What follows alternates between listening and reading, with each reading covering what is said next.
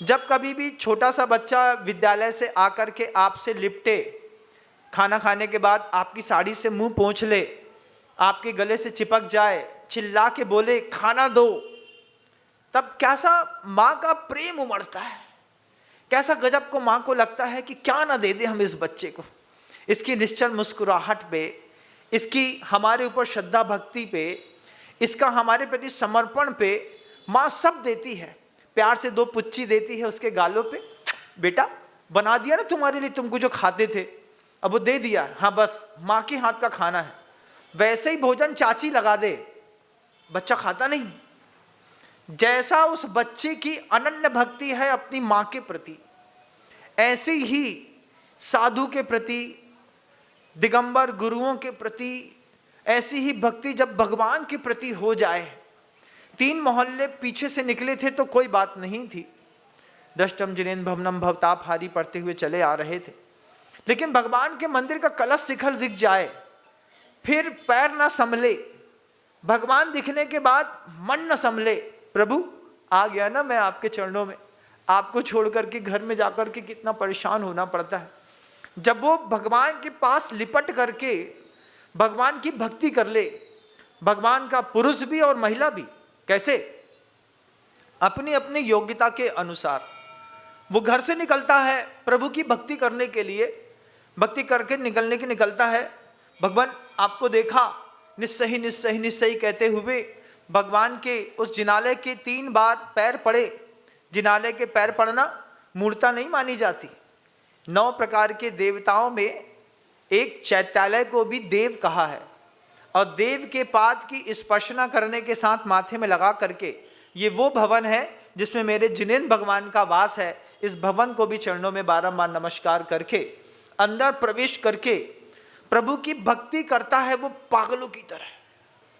जैसा बच्चा माँ को चाहता है, ऐसा भगवान की प्रतिमा देख करके, किसी एक भगवान की प्रतिमा में आपका मन बस आ जाए।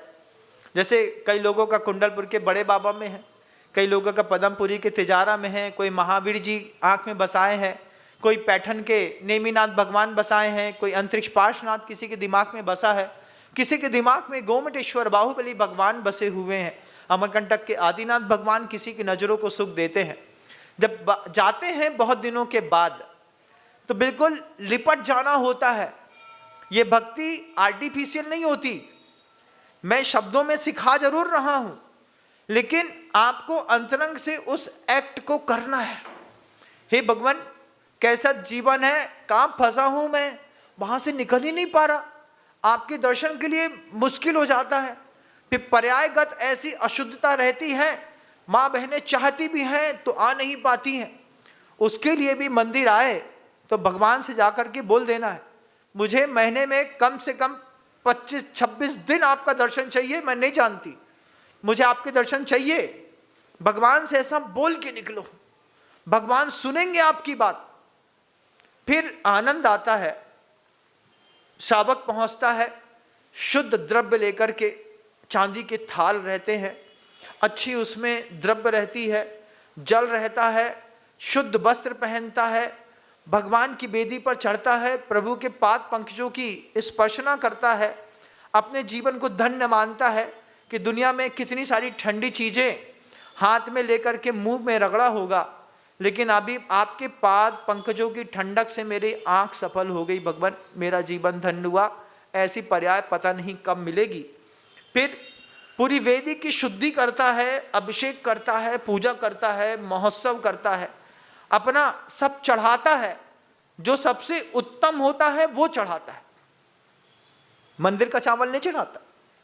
सबसे उत्तम द्रव्य हमारे पास क्या है, पैसे वाले हैं, कमाऊ पूत हैं, खूब पैसा व्यवसाय करते हैं, 100 रुपए की द्रव्य तो भगवान को रोज चढ़ा ही सकते हैं, इतनी तो अपनी भी हैसियत है कि नहीं। लेकिन कुछ लोग इस हैसियत में भी नाकारे निकलते हैं, मंदिर की द्रव्य चढ़ाते हैं, चले आते हैं, दान के नाम पर कुछ नहीं, उनका जीवन विचित्र होता है। सुंदर रूपम भक्ति सुंदर रूपम आचार्य कहते हैं, भक्ति करने वाले को सुंदर रूप की प्राप्ति होती है, उस रूप में स्खलन नहीं होता, उसके चेहरे पे झुर्रियां नहीं पड़ती, चेहरा चमचमाता रहता है, बाल काले से सफेद नहीं होते बंधुओं।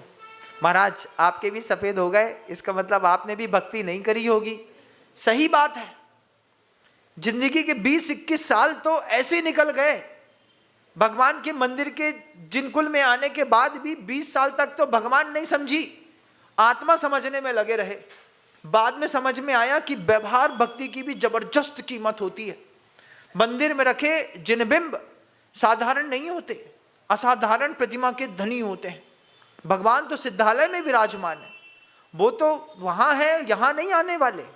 लेकिन मंदिर की मूर्तियां तीर्थंकरों से भी ज्यादा प्रभावी होती हैं।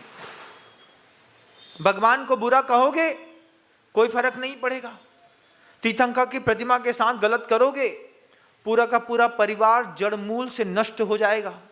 वो मंत्रित मूर्तियां हैं, उस विग्रह में प्राण प्रतिष्ठा की गई है, एक एक अंग को जीवित किया गया है, उसके नेत्र खोले गए हैं, साधु ने अपनी साधना का अंश धरा है उस पे।